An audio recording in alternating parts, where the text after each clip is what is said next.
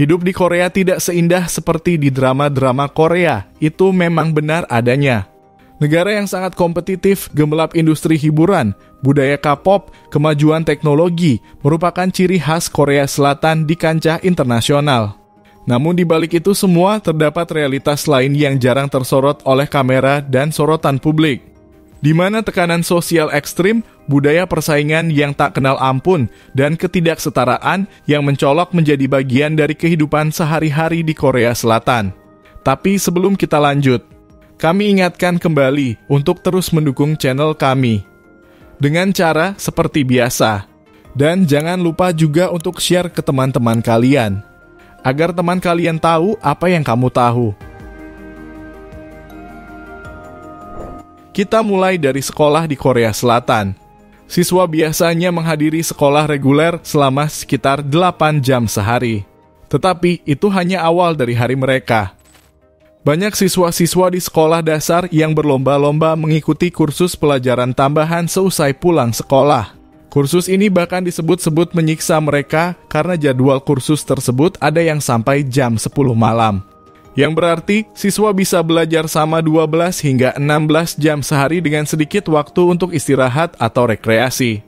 Tak lain belajar non-stop ini agar mereka bisa masuk ke sekolah impian mereka dan dengan mudah lolos ke universitas bergensi saat mereka sudah dewasa nanti.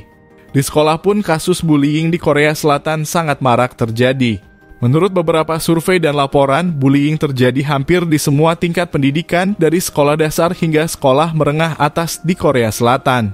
Bentuk bullying yang umum mencakup kekerasan fisik, intimidasi verbal, penyebaran rumor, pengucilan sosial, dan cyberbullying.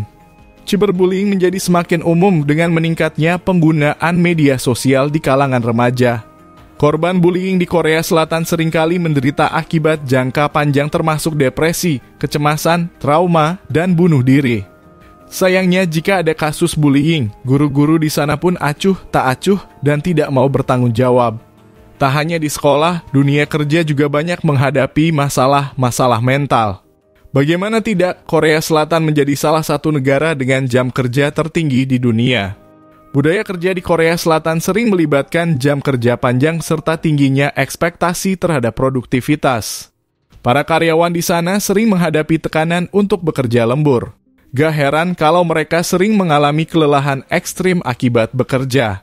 Hal inilah yang mengakibatkan masyarakat Korea Selatan bekerja dengan sangat keras karena dunia kerja mereka sangat kompetitif. Bahkan kematian akibat bekerja dengan jam kerja tak wajar sudah menjadi hal yang biasa. Korea Selatan menjadi negara yang mementingkan penampilan fisik. Para orang tua di sana sangat menyarankan anak-anak mereka untuk melakukan operasi plastik sesuai standar kecantikan atau ketampanan di Korea yang dianggap sebagai hadiah ulang tahun anaknya. Hal ini dikenakan juga penampilan tak sesuai standar mereka, maka akan kesulitan untuk mendapatkan kerja. Nah, sudah terjawabkan kenapa orang Kuala Selatan selalu terlihat rapi dan stylish. Tak heran taksiran biaya hidup di negeri gengseng ini minimal 30 juta rupiah berbulan untuk kalangan menengah ke bawah. Eits, angka tersebut berlaku jika belum berkeluarga. Jika memiliki anak, maka biaya hidup yang dikeluarkan bisa mencapai 50 juta rupiah per bulan. Alhasil banyak lansia yang akhirnya harus tinggal sendirian bahkan gak memiliki rumah. Bahkan kebanyakan dari mereka memilih untuk tidak menikah. Pun jika menikah, kebanyakan dari mereka menikah di usia 30 tahun ke atas. Tak hanya faktor ekonomi, orang Korea Selatan lebih mengutamakan karir terlebih dahulu. Masa muda mereka banyak dihabiskan untuk bersekolah, terlebih mereka harus melalui masa wajib militer sekitar 2 tahun. Dan wajib militer dijalani sebelum mereka bekerja. Kehidupan yang keras membuat banyak orang memutuskan untuk hidup sendiri. Mereka memilih single dan tidak punya anak. Akibatnya, krisis demografi menimpa Korea Selatan. Saat ini populasi penduduk Korea Selatan sebesar 51,7 juta orang. Namun tingkat kelahiran masih tetap rendah dan jika ini terus berlanjut, populasinya diperkirakan akan menurun sebesar 13% menjadi 42,3 juta pada tahun 2050 mendatang. Baru-baru ini pada Mei 2024 kemarin, Presiden Korea Selatan berencana untuk membantu kementerian pemerintah baru untuk mengatasi darurat nasional dari tingkat kelahiran yang sangat rendah. Korea Selatan memiliki tingkat kesuburan terendah di dunia yang menunjukkan jumlah rata-rata anak yang akan dimiliki seorang wanita. Tercatat angka kelahiran ini hanya 0,72 pada tahun 2023 dan turun dari 0,78 tahun sebelumnya. Yang mana negara-negara membutuhkan tingkat kesuburan 2,1 untuk mempertahankan populasi yang stabil tanpa adanya imigrasi.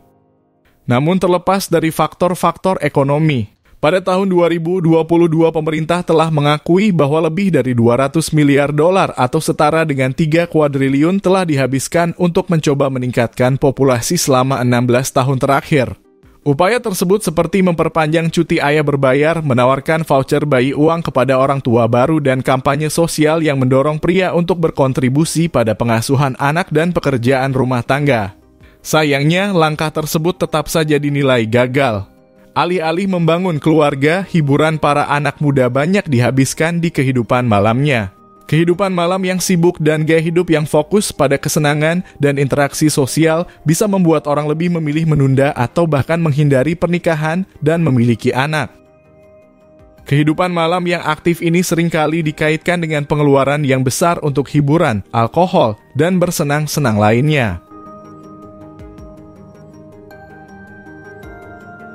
Saat malam tiba, Korea Selatan memperlihatkan wajah lain yang penuh dengan kontradiksi.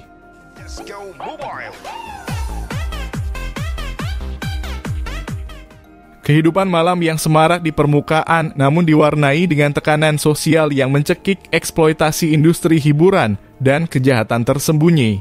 Penyalahgunaan saat terlarang memang menjadi isu global di berbagai negara.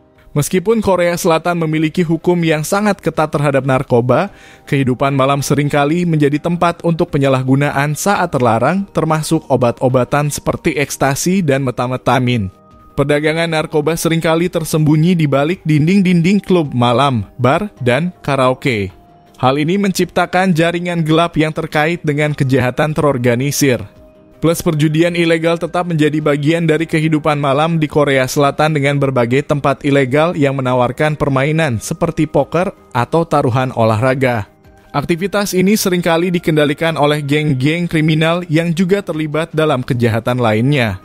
Kehidupan malam Korea Selatan juga dipenuhi room salon, tempat di mana pria kaya dapat membayar untuk ditemani oleh wanita muda selama mereka minum dan bersosialisasi. Salon ini biasanya dilengkapi dengan perabotan kelas atas, desain pencahayaan, dan fotografi yang menciptakan suasana yang akrab. Namun daya tarik utama dari salon kamar adalah nyonya rumah atau gadis seksi yang menghibur pelanggan dengan menari, bernyanyi, dan mengobrol. Meskipun tidak selalu ilegal, ada banyak kasus di mana para wanita ini dipaksa atau ditekan untuk memberikan layanan seksual. Industri ini sering dikaitkan dengan eksploitasi dan perdagangan manusia dengan banyak wanita termasuk pekerja migran menjadi korban kejahatan seksual juga sangat marak terjadi di Korea Selatan.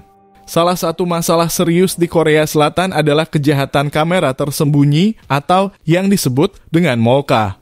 Para pelaku seringkali menempatkan kamera tersembunyi di kamar mandi umum hotel atau bahkan di klub malam untuk merekam video tanpa sepengetahuan dan persetujuan korban. Rekaman video ini kemudian dijual atau dibagikan secara daring, yang kemudian menyebabkan trauma besar bagi para korban. Terlebih ada banyak insiden pembuatan film ilegal, berbagai gambar seksual eksplisit, dan bahkan memalsukan gambar-gambar ini telah menjadi semakin lazim di Korea Selatan.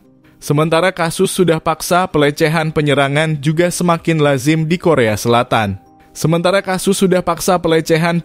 Juga semakin memperparah jaminan ruang aman bagi para perempuan di Korea Selatan. Mirisnya lagi sistem hukum Korea Selatan terus mengecewakan korban dan tidak melakukan apapun untuk mencegah kekerasan terhadap perempuan.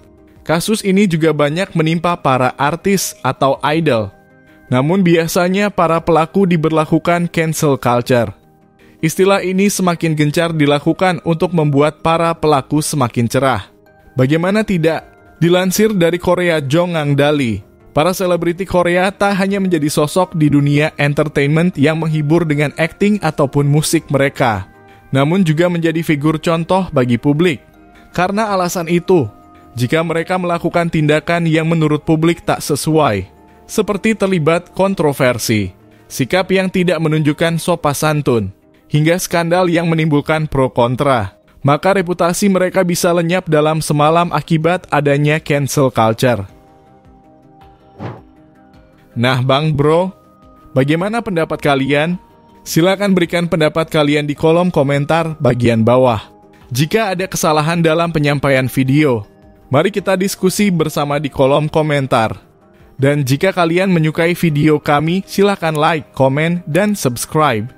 Aktifkan notifikasi dari kami agar kalian tidak ketinggalan info terbaru dari kami. Sampai bertemu di video kami selanjutnya. Terima kasih sudah menonton channel kami.